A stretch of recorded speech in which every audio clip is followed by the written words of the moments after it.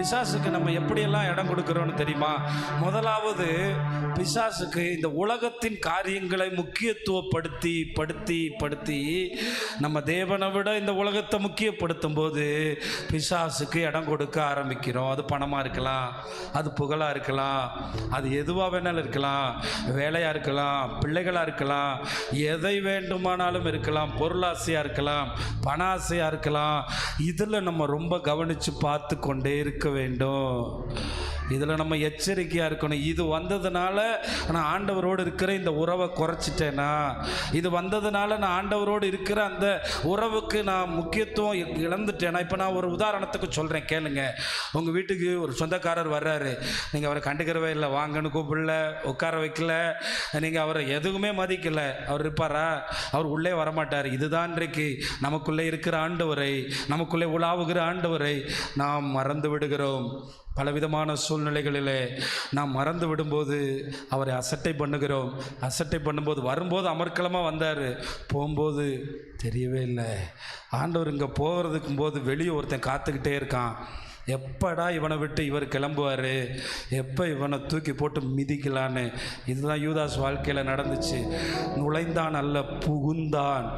பாருங்க, திருவிருந்து எடுத்தவன், ஆனால் திருவிருந்து தேவனுடைய உணர்வோடு எடுக்காம அவன் பண ஆசையிலே நிரம்பி திருவிருந்து எடுக்கிறான். திருவிருந்து எடுத்து கையில் அப்பத்தை வாங்கும்போது எப்படி ஒரு ஈவெண்ட் நடக்குது பாருங்க. பிசாசுக்கு இடம் கொடுக்கப்படுகிறது. யோவான் சுவிசேஷம் 13ஆம் அதிகாரம் 27ஆம் வசனத்தில் பாருங்கள். இப்படிப்பட்ட ஒரு மேன்மையான ஒரு அனுபவத்தினுடைய நிலைமையிலே பிசாசுக்கு அங்கே இடம் கொடுக்கப்படுகிறது பாருங்கள். 27ஆம் வசனத்தில், அந்த துணிக்கையை வாங்கின பின்பு சாத்தான் அவனுக்குள் புகுந்தான். என்ன பண்ணானா? அதனால தான் பாருங்க. அப்போ இங்கே என்ன, அவன் அந்த தேவனுடைய வார்த்தையை கேட்கிற உணர்வு அங்கு இல்லை. தேவன் தம்முடைய மரணத்தை குறித்து பேசி கொண்டிருக்கிறார். சில மணி நேரத்தில் போர் சேவகர்கள் அவரை பிடிக்க போகிறதை குறித்து பேசி கொண்டிருக்கிறார். அவன் பணத்தை பற்றி பேசி கொண்டிருக்கிறான். அவன் பணத்தை யோசித்து கொண்டிருக்கிறான். அவன் பணத்தை பற்றியே சிந்தித்து கொண்டிருக்கிறான். தேவனோ அவனுடைய நீ நிலைத்திருக்க வேண்டும் என்று சொல்லுகிறார். மேய்ப்பனை வெட்டப் போகிறார்கள், ஆடு சிதறடிக்கப்படும் என்று சொல்லுகிறார். அவனுக்கு அந்த காலம் புரியவில்லை. அதனால தான் எலிசா கேயாசியை பார்த்து சொன்னார், இது காலமா, தோப்புகளையும் வீடுகளையும் கட்டுவதற்கு இது காலமா என்று கேட்டார். ஏன் அப்படி கேட்டார்? அவன் கள்ள வழியிலே காசு பார்க்கிறான். நாகமானிடத்திலே போய் பணத்தாசையை சொல்லி பணத்தை வாங்க பார்க்கிறான்.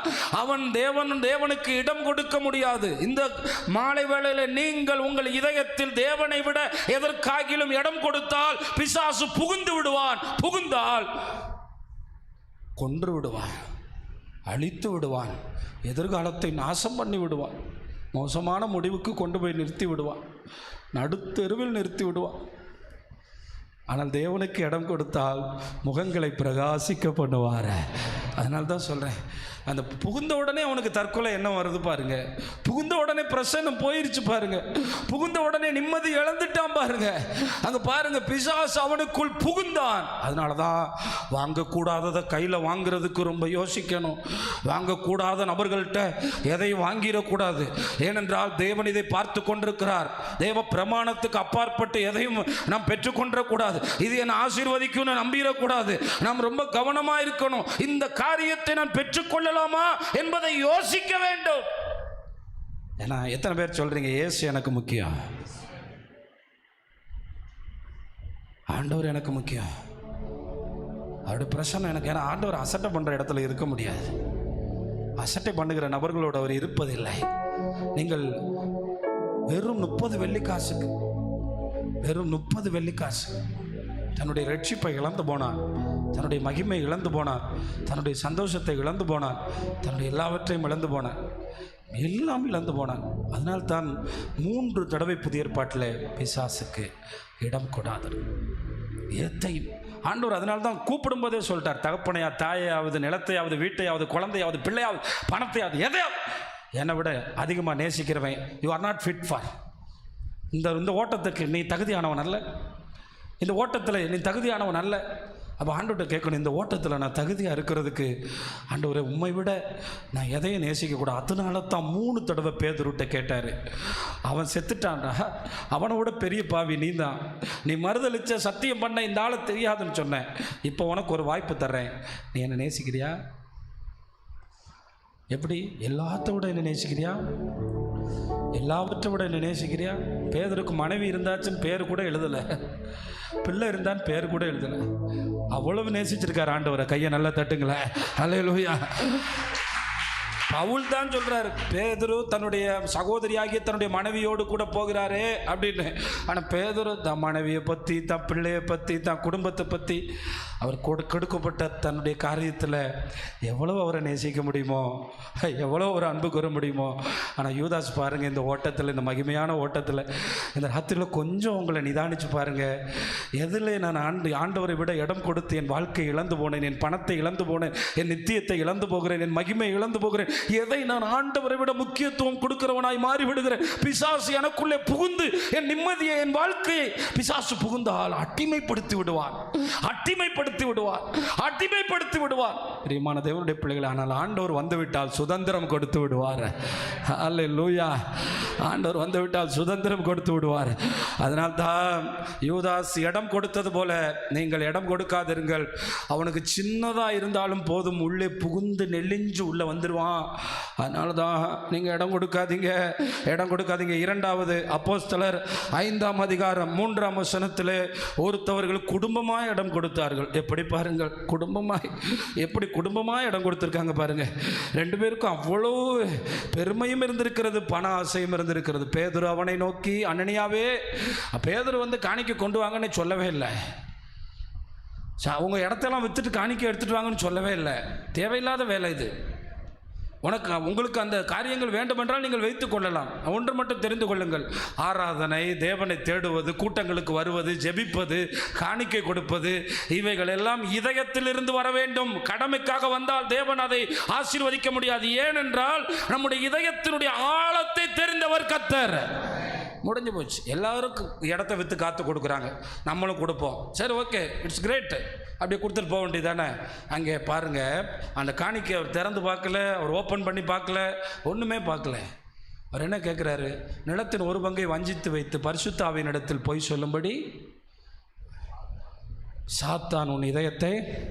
ஆமாம், சாத்தானுக்கு இடம் கொடுத்தவங்க வார்த்தைக்கு வார்த்தை பொய் பேசுவாங்க. அவங்க பொய் பேசுகிறாங்கன்னு நல்லாவே தெரியும், ஆனால் பேசிக்கிட்டே இருப்பாங்க. பிசாசு பொய்யனும் பொய்க்கு. ஆமாம், இன்றைக்கி பொய் பேசுவதுக்கு இன்றைக்கி கிறிஸ்தவர்கள் தங்களை வெற்றி போட்டதுக்கு காரணம் அவர்கள் பிசாசுக்கு இடம் கொடுத்து விட்டார். தேவன் தெளிவாய் சொல்லிவிட்டார், உள்ளதை இல்லதை. ஆமாம், உலகம் திருவள்ளுவர் அப்படி சொன்னார், அதெல்லாம் என்கிட்ட சொல்லாதீங்க. நம்ம திருவள்ளுவரை ஆராதிக்கிறவர்கள் அல்ல, நம்முடைய தேவனை ஆராதிக்கிறவர்கள். இதை நல்லா புரிஞ்சுக்கிறங்க. உலகத்தின் நீதி காரியங்களை இங்கே கொண்டு வராதிங்க. தேவன் ஆமான்னா ஆமாம், இல்லைன்னா இல்லை. இங்கே போய் எதுக்கு வருது? தன்னை காப்பாற்றிக்கொள்ள. என் ஸ்டேட்டஸ் போயிருமோ, என் மகிமை போயிருமோ, என் கிரீடம் போயிருமோ. ஆனால் உயிரே போயிடுச்சு, ஜீவனே போயிடுச்சு. முதல்ல அனனியா விழுந்து செத்து போயிட்டாரா? அந்தம்மா மேக்கப்லாம் போட்டு எடுத்து எல்லாம் முடிச்சு வர்றதுக்கு கொஞ்சம் லேட் ஆயிடுச்சு. அந்தம்மா வந்தோடனே அவர் கேட்டார், ஏம்மா அதே ரேட்டு தானா? அதே ரேட்டு தான், அப்படியே தூக்கிட்டு போங்கடா. அப்படியே தூக்கிட்டு போயிட்டாங்க. அப்போ கிறிஸ்தவர்கள் இதை பார்த்து, நாங்கள் தான் சாகவே இல்லையேன்னு. அப்படி தான் ஆதாமும் ஏவாளும் 900 வருஷம் உயிரோடு வாழ்ந்தார்கள்.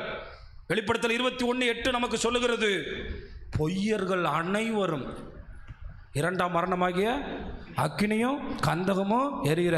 அப்போ நைட்டு தூங்குறதுக்கு முன்னாடி ஒன்றும் செய்ய வேண்டியதே இல்லை. இன்றைக்கி என்ன பொய் சொன்னோன்னு மட்டும் யோசிச்சு அறிக்கை செஞ்சுட்டு தூங்குனா ஏசு வரும்போது போயிடலாம். பிசாசு உங்கள் வீட்டை விட்டு ஓடிடுவான். எனக்கு எந்த பொய் சொல்லி நம்மளை நீதிமானாக்கணும்?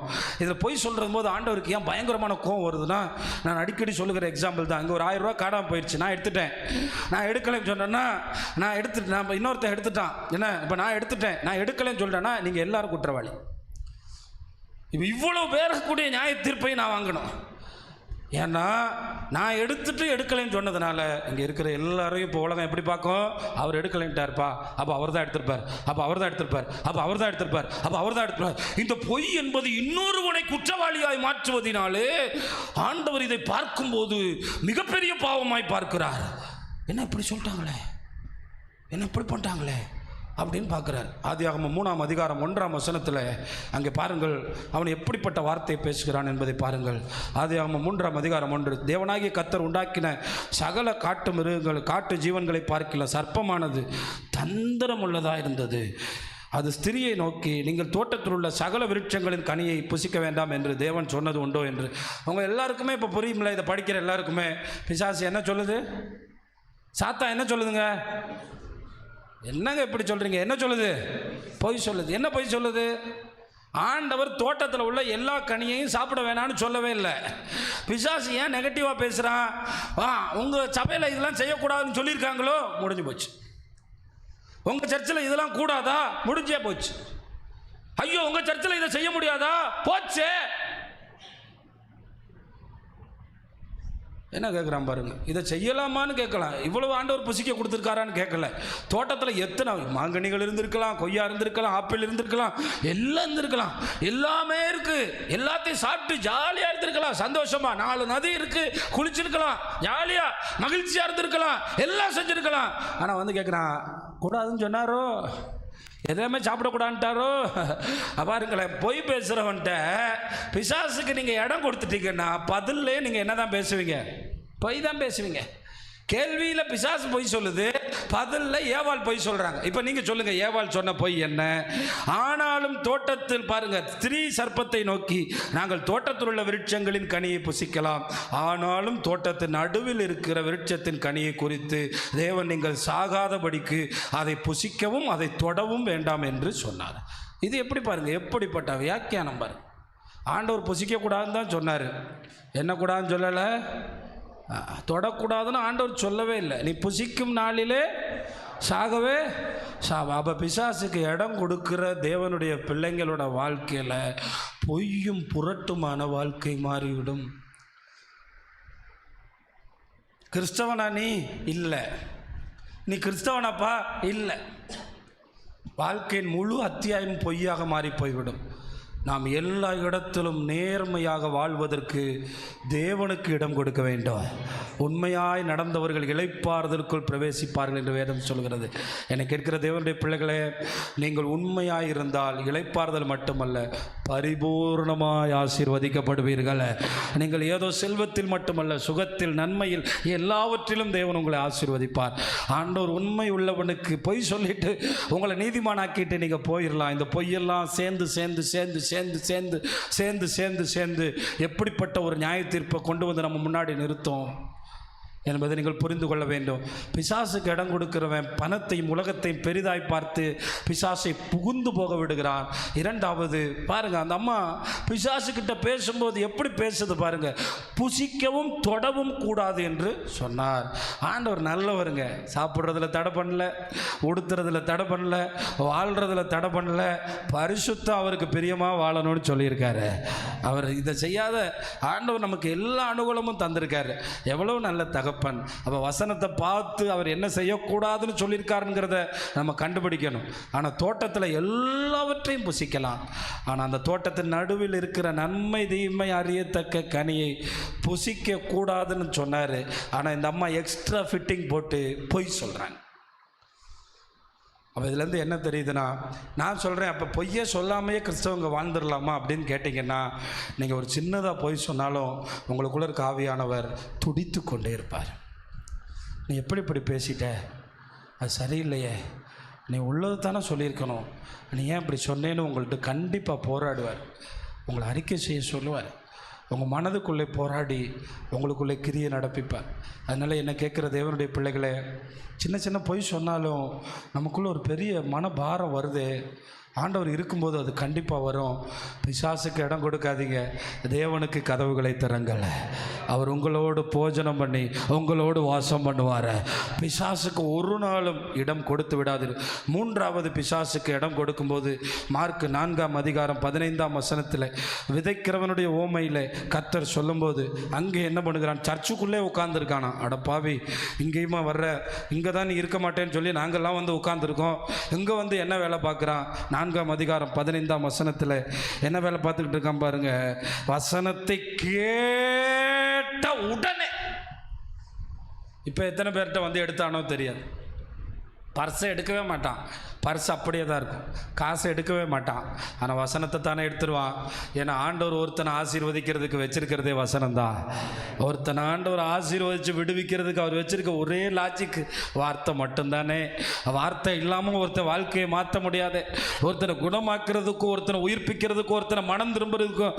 அவங்க சர்ச்சுக்குள்ளே வந்துட்டு என்னையா கேட்டேன், என்ன கேட்டேன்னு பிசாசுக்கு இடம் கூடாமல் இருங்கள்னு கூட தெரியாமலே வெளியே போயிடுறாங்க. ஏன் தெரியாமல் போகிறாங்க? அவங்களுக்கு மொபைல் ஃபோன் ஆப்ரேட் பண்ண கொடுங்க, இப்போ கண்டுபிடிச்சிருவாங்க. டெலிவரி ஆன உடனே அன்னைக்கே எல்லாம் சூப்பராக கற்றுக்கிடுவாங்க. பைக் வாங்கி அழகாக ஓட்டிகிட்டு வருவாங்க, கார் வாங்கி சூப்பராக வருவாங்க. ஆனால் வசனம் மட்டும் அவங்களுக்கு தெரியாது. ஏன் வசனம் தெரியாது? கேட்ட உடனே சாத்தான் வந்து அவர்கள் இதயத்தில் விதைக்கப்பட்ட வசனத்தை எடுத்து போடுகிறான். அவன் வெளியே போகும்போது, போன ஞாயிற்றுக்கிழமை என்ன பிரசங்கம்னு கேட்டால், இங்கே இருக்கிறவங்க எத்தனை பேர் சொல்லுவாங்க, சுய பலத்தை நம்பக்கூடாது, சுய ஞானத்தை நம்பக்கூடாது, சுய நீதியை நம்பக்கூடாது, சுய மகிமையை தேடக்கூடாது. இப்படி நான் சுயத்தை நம்பாமல் தேவனுக்காக பிழைக்க வேண்டும் என்று சொன்னேனே. போன சனிக்கிழமை என்ன பிரசங்கம்னு கேட்டால் எத்தனை பேர் வச்சிருக்கீங்க? போன வாலிபர் கூட்டத்தில் எத்தனை பிரசங்கம்னு கேட்டால் எத்தனை பேர் வச்சிருக்கீங்க? தேவனுடைய வார்த்தைகளை இருதயத்தில் வைத்து வையுங்கள். அது உங்களை பலன் கொடுக்கிறவர்களாய் மாற்றும், அது உங்களை பிரயோஜனம் உள்ளவர்களாய் மாற்றும், அது உங்களை ஆசீர்வதிக்கிற கரங்களாய் மாற்றும், அது உங்களை அநேகருக்கு ஆசீர்வாதமாய் மாற்றும். ஆண்டவர் வந்து பார்க்குற ஒருத்தன்ட்ட என்ன பார்ப்பார் தெரியுமா? இந்த வசனத்தை எதுக்கு கர்த்தர் சொன்னார் தெரியுமா?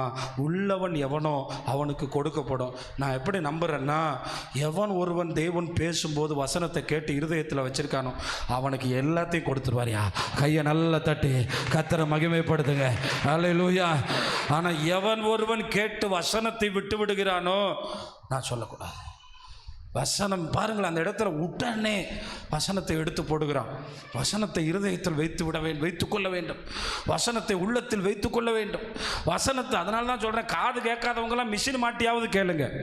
இந்த காசு உங்களை நரகத்தில் கொண்டு போய் தள்ளிடக்கூடாது. ஏன் தெரியுமா? வசனம் ரொம்ப முக்கியம். வசனம் இல்லாமல் ஒன்றுமே கிடையாது. ஏன்னா இப்போ எல்லாம் ஹெட்ஃபோனை மாட்டி இப்போ பாதி பேருக்கு என்ன கேட்க மாட்டேங்குது. ஒன்றும் பிரச்சனை இல்லை, ஹெட்ஃபோனுக்கு பதிலாக நீ அந்த மிஷினை மாட்டிக்கிற வேண்டியதான். ஏன்னா நம்ம என்ன கேட்கணும்? இப்போல்லாம் அழகாக இருக்குங்க, சின்னதாக உள்ளே வாங்கி தெரியாமலே மாட்டிக்கலாம், சும்மா சின்னதாக. வேறு வழி இல்லை. வசனம் நமக்கு ரொம்ப முக்கியம். வசனத்தை கேட்கணும், வசனத்தை விரும்பணும், வசனத்தை நேசிக்கணும். எல்லாத்த விட பிசாசு வசனத்தை எடுத்து போடாமல் பார்த்துக்கிறோண்ணா. உங்கள் வீட்டில் யாராவது வந்தால் உடனே நீங்கள் கொஞ்சம் சந்தேகமான ஆளாக இருந்தால் பீரோவை போட்டு சாவியை வச்சுக்கிறீங்க. வீட்டில் இருக்க ஆட்களையே இன்றைக்கி நம்புறதில்லை, எடுத்துகிட்டு போயிடுவானோன்னு. ஆனால் முக்கியமாக வச்சிருக்க வேண்டியது, இதயத்துக்குள்ளே காத்துக்கொள்ள வேண்டியது நன்மையும் செம்மையுமான வசனத்தை காத்துக்கொள்ளுங்க.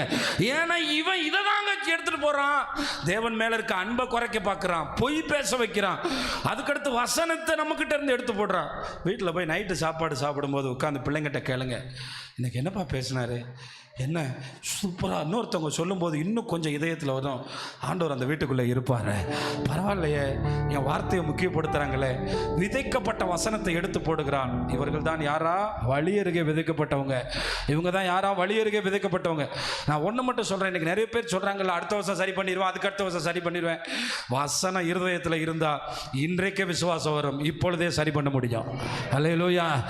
அடுத்த வருஷத்தில் பார்த்துக்குறோம், இப்போ முடியாது. இதெல்லாம் வசனம் இல்லாதவன் பேசுகிறான். வசனம் உள்ள இருந்தால் இப்பொழுதே சுகமாகும். வசனம் இருந்தா இப்பவே விடுதலை, வசனம் இருந்தா இப்பவே அற்புதம், வசனம் இருந்தா இன்றைக்கு ஆசீர்வாதம். அதனால தான் அடுத்து பார்த்துக்கிறோம், அடுத்த வருஷம் பார்த்துக்கிறோம், நாளைக்கு பார்த்துக்கிறோம் இல்லை. நம்முடைய தேவன் வசனத்தை அனுப்பி இப்பொழுதே நம்மை விடுவிப்பார். நீங்கள் வைத்துக்கொள்ள வேண்டியது வசனத்தை மட்டும் தானே. நீங்கள் வைத்துக்கொள்ள வேண்டிய வசனத்தை பிடிச்சுக்கிறங்க. தேவன் என்ன பேசினார். அதனால தான் நான் அதிகமாக டிவிகளில் பிரசங்கம் கேட்பதில்லை. முழுசாக உட்காந்துருந்தா கேட்க முடிஞ்சால் கேட்பேன். அதிகமாக அதுக்கு நான் பயன்படுத்துகிற நேரம் செவ்வாய்க்கிழமை நைட்டு, வெள்ளிக்கிழமை நைட்டு வீடுகளில் இருக்கும்போது ஒரு பிரசங்கம் கேட்டால் அதை முழுசாக கேட்டு அதில் தேவன் என்ன பேசுகிறாருன்னு வசனத்தை பிடிச்சு வச்சுக்கிறணும். இன்றைக்கெல்லாம் வீட்டில் படுத்துக்கிட்டே கேட்கலாம், ஆனால் வசனத்துக்குரிய இம்பார்ட்டன்ஸ் ரொம்ப முக்கியம். ஏனென்றால் கேட்கிற அந்த வார்த்தைகளை இருதயத்தில் வைத்திருக்கிறவன் மட்டும்தான் இயேசுவுக்காக செயல்படணும், ஆத்தும ஆதாயம் பண்ணணும். அழிஞ்சு போகிற என்னுடைய குடும்பங்கள், சுற்றி இருக்கிறவர்களை காப்பாற்றணும், எப்படியாவது என் நண்பர்களை காப்பாற்றணும், இவர்களோட நான் பழகி இவர்களை ஆண்டவருக்காக கொண்டு வர வேண்டும். நான் வாழ்வது எதற்காக, ஒவ்வொரு நாளும் எதற்காக நான் வாழ்கிறேன், என் வாழ்க்கை முடித்து போவதற்கு முன்னாக இந்த உணர்வோடு நீங்கள் வாழணும். அப்போ விசுவாசிகளை எவ்வளோ பிரசங்கம் கேட்டிருக்கோம். ஆண்டவர் ஒரு நாள் கேட்பார், பிரியமானவர்களே, ஆண்டவருக்கு நீங்கள் நானும் கணக்கு கொடுக்கணும். வசனத்தை கேட்டு 4வது காரியம் 1 கொரிந்தியர் 7ஆம் அதிகாரம் 5ஆம் வசனத்தில் குடும்பஸ்தர்களுக்காக தேவன் சொல்லுகிறார், தயவு செய்து இப்போல்லாம் அடுத்தவனுடைய மனைவியையும் அடுத்தவனுடைய புருஷனையும் திருடுகிற காலம். நீங்கள் ரொம்ப கவனமாக இருக்கும்படி கேட்கிறேன். உங்கள் வீட்டில் தோட்டத்தை பாதுகாக்கவும் தோட்டத்தை காக்கவும் தோட்டத்தை பண்படுத்தவும் ஆதாமுக்கு ஆண்டவர் கொடுத்தாராம். அப்போ உங்கள் ஆண்டவர் உங்களுக்கு கொடுத்துருக்கிறதுலே ரொம்ப அழகானது உங்கள் மனைவியும் உங்கள் புருஷனும் உங்கள் குழந்தைங்களும். நம்புறவங்க சத்தமாக ராமேன்னு சொல்லுங்கள். அல்லேலூயா. இதுக்கு நீங்கள் வேலி போட்டிருக்கணும். அதனால தான் ஆண்டவருடைய வார்த்தை இங்கே சொல்லுது, உபவாசத்துக்கும் ஜெபத்துக்கும் தடை இராதபடி இருவரும் சில காலம் பிரிந்திருக்கலாம் என்று 2 பேரும் பேசி சம்மதிக்காம ஒழிய 2 பேரும் பிரியவே கூடாதான். எப்போ பிரிஞ்சாலும் அடுத்து ஒரு ஆள் உள்ள ஜாயிண்ட் ஆகிறதுக்கு ரொம்ப பக்கத்தில் காத்திருக்காங்களாம்.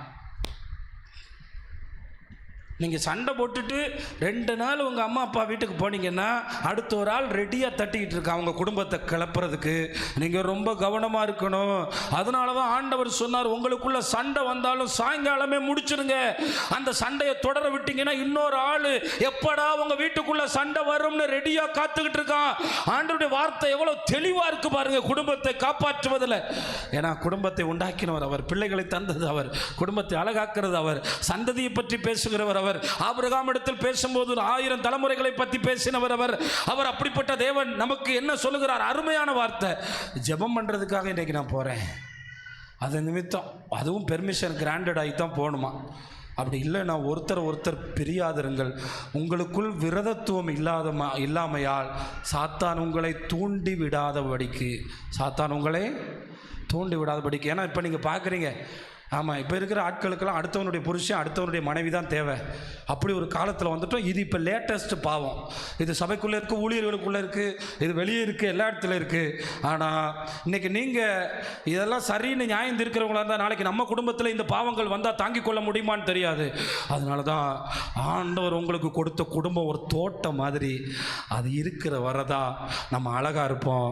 அந்த குடும்பத்தை காப்பாற்றுறதுக்கு ஒருத்தர் அனுமதியோடு தான் பிரியணுமே ஒழிய இல்லாத வர முடிந்த வரைக்கும் இணைப்போடு அன்போடு ஐக்கியத்தோடு இருங்க. இல்லை என்றால் குடும்பத்துக்குள்ள மட்டும் வந்துட்டான்னா வாழ்க்கை முழுசு நரகம்தான். அதனால குடும்பத்துக்குள்ள அவனுக்கு என்ன கொடுக்காதீங்க, இடம் கொடுக்காதீங்க. அவர் முதல்ல பேசட்டும். ஆமாம், அவர் தான் சண்டை போட்டார். இது நீங்க பிசாசுக்கு கதவை திறந்து வச்சு வா ராஜா வா அப்படின்னு கூப்பிடுற மாதிரி இருக்கு. தயவு செய்து விட்டு கொடுங்க, கெட்டு போக மாட்டீங்க. அன்பு கூறுங்க, கர்த்தர் உங்களை ஆசீர்வதிப்பார். அதனால பிசாசுக்கு இப்படிப்பட்ட காரியங்களில் கிறிஸ்தவ குடும்பங்களில் நீங்கள் இடமே கொடுக்காதபடி உங்களை காத்து கொள்ளும்படி கவனமாக கேட்குறேன். முடிஞ்ச வரை கொஞ்சம் சம்பளமாக இருந்தாலும் சாயங்காலம் ஆனால் ஆடு மாடே சாயங்காலம் ஆனால் போய் அது பாட்டுக்கு அடைஞ்சிருது.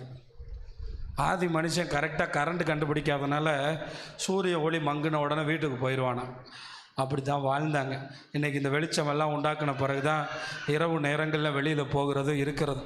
நமக்கு இருக்கிறவைகள் போதும் என்று எண்ணி தேவன் நமக்கு கொடுத்த குடும்பங்களை, நமக்கு கொடுத்த பிள்ளைகளை காப்பாற்றுவதற்கு கவனமாக இருங்க. பிள்ளைகளுடைய வாழ்க்கையிலையும் அப்படித்தான் நம்ம ரொம்ப கவனமாக இருக்கணும். ஆண்டவர் எவ்வளோ அழகாக எழுதியிருக்கார், பிசாசு உங்களை தூண்டி விடாதபடிக்கு மறுபடியும் கூடி வாழுங்கள் அப்படின்னு சொல்கிறார். அதனால் நான் முடிஞ்ச வரைக்கும் பல பேர் பஞ்சாயத்து கொண்டு வரும்போது என்ன பிரச்சனையாக இருந்தாலும் கூடி வாழுங்கப்பா, விட்டு கொடுங்க, அன்பு கூறுங்க. அதை பற்றி பிரிஞ்சு போகிறத பற்றி பேசாதீங்க. ஏனென்றால் நம்முடைய தேவன் பிரிவை உண்டாக்குறவர் அல்ல, இணைப்பை உண்டாக்குறவர், ஆசீர்வாதத்தை உண்டாக்குறவர். முடிஞ்ச அந்த மரணம் என்பது போகும்போது மறுமணத்தை பற்றி யோசிப்பது தவறே இல்லை. அதை தேவன் தான் செய்தார். இப்போ கேரளாலலாம் 70 வயசு 80 வயசு ஆனால் கூட பிள்ளைங்கள்லாம் வெளிநாட்டில் இருக்காங்கன்னு அப்படி துணையை இழந்து போன பெண்கள், துணை இழந்து போன ஆண்கள் 2 பேரும் திருமணம் முடிச்சுக்கிறாங்க. ரொம்ப அழகானது, அது ஒன்றும் தவறில்லை. ஏன்னா வாழ்க்கைக்கு ஒரு ஆள் துணை தேவைப்படுது.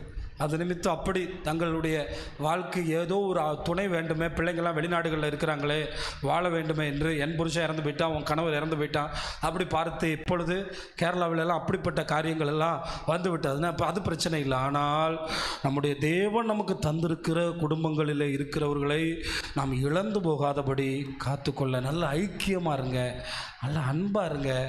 எல்லாத்த விட அந்த உறவை நேசிங்க. அந்த உறவெல்லாம் கர்த்தர் நமக்கு கொடுத்துருக்கிற கிரீடம் மாதிரி அதுக்குள்ளே பிசாசை நீங்கள் இடம் கொடுத்துட்டு இன்னைக்கு நிறைய பேர் ஹோட்டல் ஜாலியாக இருக்குமா, நம்ம சுற்றுலாத்தலம் ஜாலியாக இருக்குமான்னு பார்க்குறான். உண்மையான நல்ல குடும்பஸ்தனுக்கு அவன் வீடு தான் சந்தோஷமாக இருக்கும் தெரியுமா? எங்கே போயிட்டு வந்தாலும் எப்படா நம்ம வீட்டுக்கு வரலாம், அந்த வீடு தான் அவனுக்கு பிளெஸ்ஸிங்.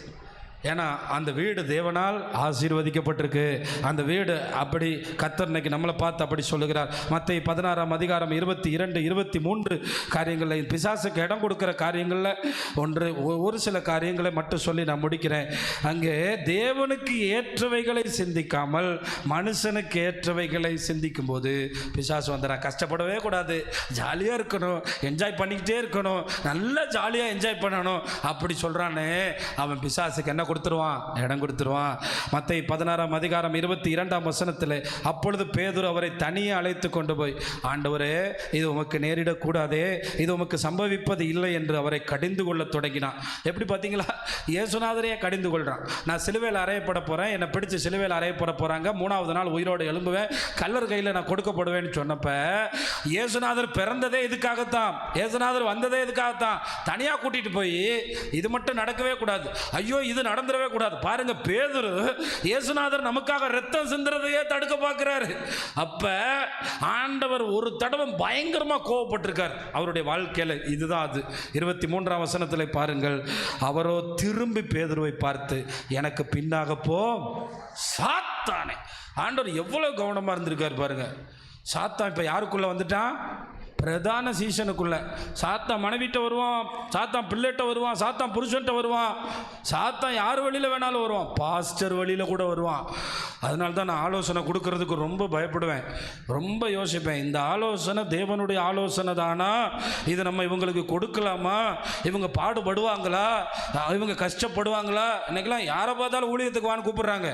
அந்த ஊழியத்துக்கு வரும்போது தேவனுக்கு ஏற்றவைகளை சிந்திக்கணும். பணம் கிடைக்கும், புகழ் கிடைக்கும்னு இல்லை, கஷ்டப்படணும், பாடுபடணும், உபத்திரம் வரும், அவமானம் வரும், நிந்த வரும், கேலி வரும், இதெல்லாம் வரும். இதை தாண்டி இயேசுக்காக நின்றா பிதாவானவர் கனம் பண்ணுவார். கைகளை தட்டி கர்த்தரை மகிமைப்படுத்துங்கள். அல்லேலூயா. பாருங்க, பேதுருவை அன்பா கூப்பிட்ட ஆண்டவர், எனக்கு பின்னாக போ சாத்தானே, நீ எனக்கு இடரலா இருக்கிறாய்.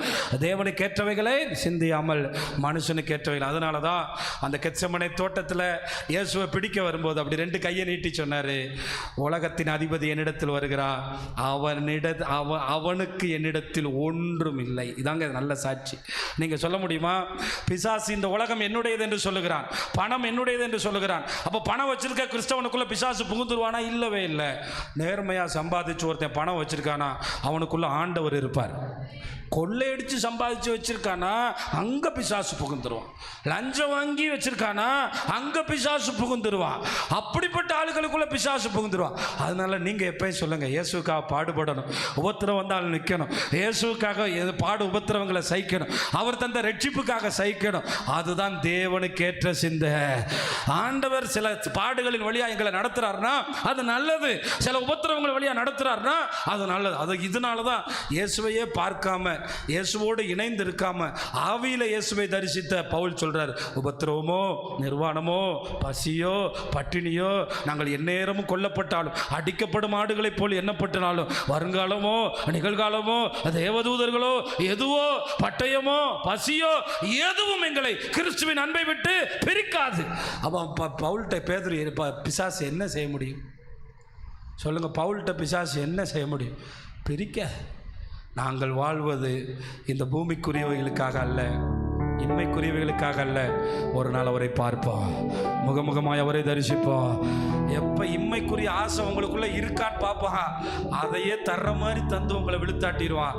அதனால தான் எப்போ என் தேவனுக்கு கேட்டேன், என் பிள்ளைகளை தேவனுக்காக வளர்க்கணும், என் பிள்ளைகளை தேவனுக்காக நிப்பாட்டணும், என் பிள்ளை பெரிய பணக்காரனாக்கணும். கிரேட்,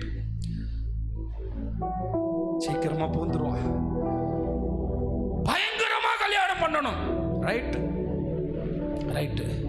நான்லாம் அப்படி தான் நினைக்கிறேன். சாயங்காலம் ஒரு கல்யாணத்தை போட்டு ஒரு 10 பேருக்கு சாப்பாடு போட்டு அனுப்புறதே நல்லது. அப்படி அவங்க பயங்கரமா பண்ணணும்னா அவங்களே காசு வச்சுக்கிறட்டும் பிள்ளைங்க. தாமஸ்ராஜ் ஐயா கேப்ரியல் தாமஸ்ராஜ் ஐயாவுக்கு சாப்பாடு போட்டாராம். பருப்பு சாதம், தயிர் சாதம், சாம்பார் சாதம், அந்த சாதம், இந்த சாதம். கல்யாணத்துக்கு வந்தவங்கெல்லாம் விசுவாசியெல்லாம் திட்டினாங்களாம், இந்த பாஸ்டரு இத்தனாயிரம் விசுவாசி வச்சுருக்காரு, என்ன சாதம் போடுறாரு, பருப்பு சாதம், அந்த சாதம், இந்த சாதம்னு. ஆனால் அந்த காபிரியல் தாமஸ்ராஜ் அம்மாவுடைய அந்த வீட்டுக்கார அம்மாவினுடைய சொந்தக்காரங்க நிறைய பேர் வீட்டுக்கார அம்மாவினுடைய அப்பாவுடைய கம்பெனியில் வேலை பார்க்குற பிராமின்ஸ்லாம் வந்தாங்களாம். வந்து தாமஸ்ராஜ் ஐயா கையை பிடிச்சி, சூப்பர் சாப்பாடு சார், என்ன சாப்பாடு, சூப்பராக போட்டிங்க, எங்களுக்கு ஏற்ற மாதிரி போட்டிருக்கீங்க அப்படின்னு சொல்லிட்டு போனாங்களாம். நமக்கு என்ன முடியுமோ அது செஞ்சால் போதும். நம்ம எவனையும் திருப்திப்படுத்த வரல, மேலே இருக்க ஆண்டவர் நமக்காக இருக்கிறாரு. எவரையும் நம்ம பார்க்க வரல, நாம் தேவனுக்காய் வாழ வேண்டும், பக்தி உள்ள சந்ததியை எழுப்ப வேண்டும், தேவனுடைய திட்டத்தை நிறைவேற்ற வேண்டும். விரும்புகிறவங்க மட்டும் ஒரு ஆமேன்னு சொல்லுங்க. அல்லேலூயா. அதுதான் அடுத்தது. பிசாசுக்கு நீங்கள் இடம் கொடுத்தீங்கன்னா பொய் சொல்கிற மாதிரியே இன்னொரு பெரிய ஆயுதம் இருக்குது, குறை சொல்கிறது. இந்த குறை சொல்கிற ஆட்கள் பக்கத்தில் இருந்தாங்கன்னா அவங்க சுகமாகிறது கடினம் பிரதர், அவங்க சுகமாகிறது கடினம். பொய் சொல்கிற ஆட்கள், குறை சொல்கிற ஆட்கள் எப்போ நீங்கள் குறை சொல்ல ஆரம்பிச்சிட்டிங்களோ உங்களை கொண்டு போய் பரலோகத்தில் வச்சாலும் என்ன சொல்லுவீங்க?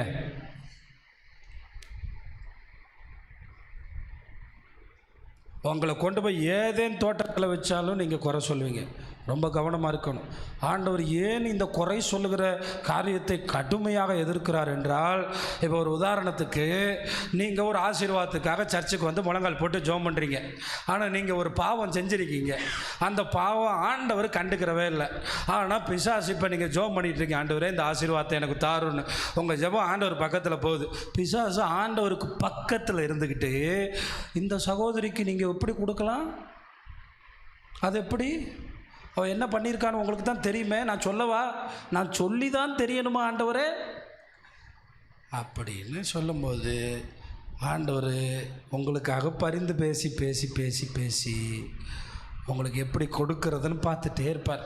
அப்போ உங்ககிட்ட எதிர்பார்த்துட்டே இருப்பார், நான் செஞ்ச தப்பை மன்னிங்க ஆண்டவரேன்னு நீங்கள் சொல்கிறீங்களா, என் பாவத்தை மன்னிங்க ஆண்டவர். அதான் நம்ம சொல்ல மாட்டோமே, நான் செஞ்சது தப்பே இல்லைன்னு சொல்கிறதுக்கு தானே நம்மளாம் உட்காந்துருக்கோம். இந்த பைபிள்லையே நான் செஞ்சது தப்புன்னு சொன்ன ஒரே ராஜா தாவீது தான். அவன் தான் இருதயத்துக்கு ஏற்றவனா மாறினா. அதுதான் இங்கே தேவன் பார்க்குறார். நான் சொல்கிறது பொய்ன்னு நினைக்கிறீங்களா? வெளிப்படுத்தல் 12ஆம் அதிகாரம் 10ஆம் வசனத்தில் பாருங்கள், சாத்தான் எங்கே உட்காந்துருக்கான்னு பாருங்கள், எங்கே உட்காந்து நமக்கு விரோதமாக பேசிகிட்டு இருக்கான்னு பாருங்கள். அவர் அப்பொழுது வானத்தில் ஒரு பெரிய சத்தம் உண்டாகி, இப்பொழுது ரட்சிப்பும் வல்லமையும் நம்ம தேவனுடைய ராஜ்யமும் அவருடைய கிறிஸ்துவின் அதிகாரமும் உண்டாயிருக்கிறது, இரவும் பகலும் நம்முடைய தேவனுக்கு முன்பாக. எங்கே உட்காந்துருக்கான்? எங்கே உட்காந்துருக்கான் பாருங்க, வசனத்தை பாருங்க, எங்கே உட்காந்துருக்கான்? நம்முடைய. அப்போ உங்கள் ஜெபம் ரிசீவ்டு, மெசேஜ் ரிசீவ்டு. என்ன ஆண்டவரே பதில் வரல, அங்கே பக்கத்தில் உட்காந்துட்டு சொல்கிறான், இந்த அவன் தானே, அவனுக்கா கொடுக்க போறீங்க? இரவும் பகலும் இரவும் பகலும் உங்கள் மேலே குற்றம் சாட்டிக்கிட்டே இருக்கான்.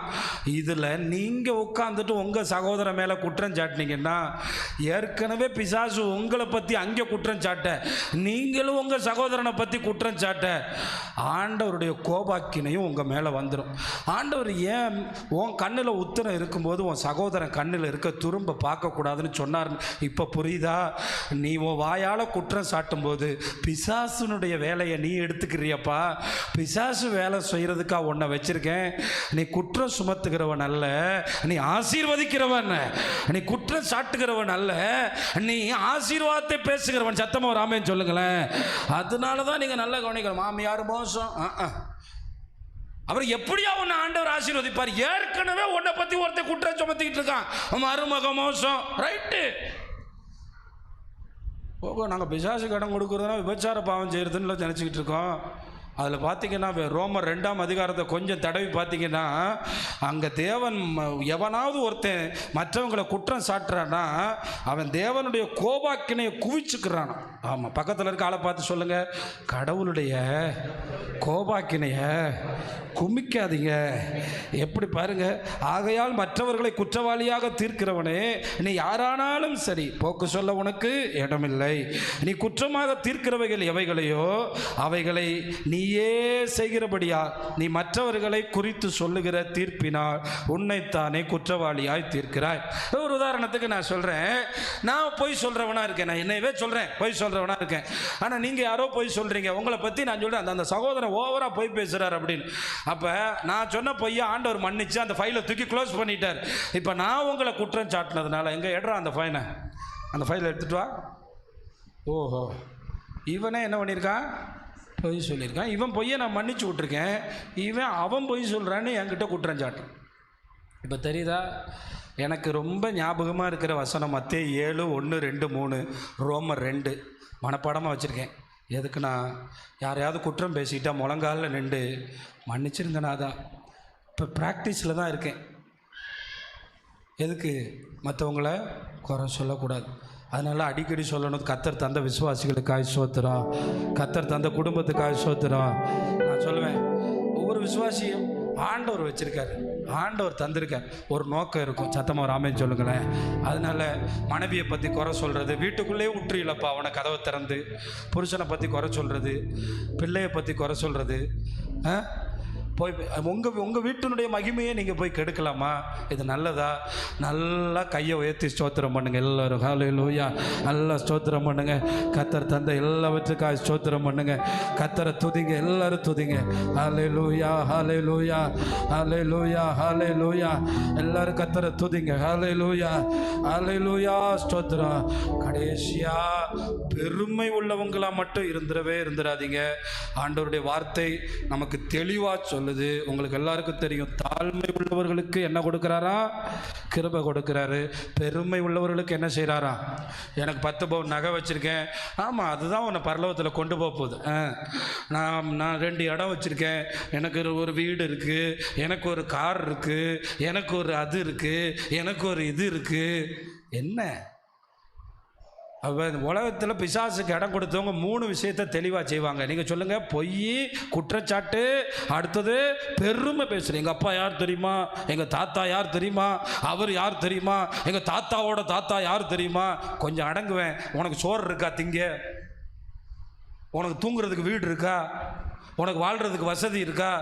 ஏன்பா? வெளிப்படுத்தல் 13:5 கவனித்து பாருங்கள். பெருமையானவைகளை, தூசணமானவைகளை பேசும் வாய் அந்த கிறிஸ்துவுக்கு கொடுக்கப்பட்டது. அல்லாமலும் 42 மாதம் யுத்தம் பண்ண அவனுக்கு அதிகாரம் கொடுக்கப்பட்டது. பிசாசு என்ன பேசுவான்? என்ன பேசுவான்? ஆமாம், அந்த வாயில் அடிங்கன்னு சொல்கிற பாரு, உங்கள் வாயில் நீங்கள் அடிச்சுக்கிறீங்க. பெருமை பேசுனீங்கன்னா நம்ம வாழ்கிறதுக்கு பெருமையை மட்டும் பேசிடாதீங்க. காலைதோறும் புதிய கிருபை இருக்குது, தாழ்மை உள்ளவனுக்கு அதிக கிருபை இருக்குது. கையை நல்லா தட்டுங்களேன். ஹல்லேலூயா, ஹல்லேலூயா. ஆமாம், தாழ்மை உள்ளவனுக்கு கிருபை அளிக்கிறாரே இல்லை, எல்லாரும் சத்தமாக சொல்லுங்க, அதிகமான கிருபை அளிக்கிறாரே. அதனால தான் இருக்கிறவங்க இல்லாதவங்கள மாதிரி நடந்துக்கிறங்க, இல்லாதவங்க இருக்கிற மாதிரி நடந்துக்கிறங்க. இல்லாதவங்க இல்லையே இல்லைன்னு சொல்லாதீங்க. இருக்கிறவங்க என்னமோ இருக்கு அந்த வேலையே இருக்கக்கூடாது. உங்ககிட்ட இருக்கிறது இல்லை. உன் குடும்பம் ரட்சிக்கப்பட்டிருக்கா? புருஷன் ரட்சிக்கப்பட்டிருக்கானா? பரிசுத்தமுள்ள குடும்பமாக இருக்கிறீங்களா? இதை மட்டும் பாருங்க. நான் கட்டின பாபிலோன்னு சொன்னா போய் அங்கே புல்லு தண்டுக்கிட்டு இருந்தான் அரண்மனையிலேருந்து. பெருமைகளை பேசுவதற்கு ஒரு நாளும் இடம் கொடுக்காதீங்க. அதனால தான் இந்த சின்னதாக ஒரு வேலை வந்த உடனே பெருமை, சின்னதாக பணம் வந்த உடனே பெருமை. அடிக்கடி சொல்லிக்கிறது தான், எங்கள் மகிமை எல்லாம் புல்லு பூ போல் இருக்குது. நம்ம மகிமை எப்படி இருக்கா? புல்லு. இந்த 40 வயசு ஆன மாதிரி இருக்கும், 58 வயசு போடா வீட்டுக்கு அப்படின்னு உலகம் அனுப்பி விட்டுருது. நம்ம மகிமையெல்லாம் ஒன்றுமே இல்லை, வாடி போகும் பூவை போல் இருக்கிறோம். என்னை கேட்குற தேவனுடைய பிள்ளைகளே, அதனால தான் இன்றைக்கி நிறைய ஊழியக்காரன் வர்றவனெல்லாம் பிரசங்கம் பண்ண வைக்கிறான், வர்றவனெல்லாம் ஆராதனை நடத்த வைக்கிறான். அவனை பெருமை உள்ளவனாக தான் மாற்றுறான். நான் தான் சொல்கிறேன், தேவன் நம்ம இடத்துல வந்தால் நம்ம குறைகளை சொல்லிக் கொடுத்து நம்மை நிறைவானவர்களாக தான் மாற்றுவார். அல்லேலூயா. நம்முடைய ஆண்டவர் யாருங்க? தாழ்மை உள்ளவராக இருந்தார். எதுவரைங்க தாழ்த்தினாரு? மரண பரியந்தம் தாழ்த்தினாருங்க. அதுதான் நம்முடைய ஆண்டவர். இன்னைக்கு நம்ம ஒண்ணுமே ஆகல, ஒண்ணுமே செய்யல, அதுக்குள்ள நம்ம பறக்கிறோம். நம்ம கவனிக்கணும், பிசாசினுடைய மிகப்பெரிய ஆயுதம். இதில் நான் பொய் பேசுகிறவனுக்கு கூட அழிப்பார்னு போட்டிருக்கு. பெருமை உள்ளவனுக்கு எதிர்த்து நிற்கிறார். இந்த வார்த்தைகள்லாம் கொஞ்சம் ஆழத்துக்குள்ளே நீங்கள் போய் இந்த ராத்திரியில் பிசாசுக்கு இடம் கொடுக்காதீங்க. ரொம்ப கவனமாக இருங்க. உங்கள் வீட்டில் இயேசுநாதர் இருக்காரா? நிறைவாக இருக்காரா? உங்கள் வீட்டில் சமாதானம் இருக்கா? நிச்சயம் இருக்கா? ரட்சிப்பு நிச்சயம் இருக்கா? பிசாசு இருந்தால் இந்த ஸ்பாவங்கள்லாம் நமக்குள்ளே வந்து போகும். ஒரு நாளும் இந்த ஸ்பாவங்களுக்கு இடம் கொடுக்காதீங்க. எழும்பி நிற்கலாம். ஆண்டவரே, நீர் எங்களுக்கு வேணும் ஆண்டவரே.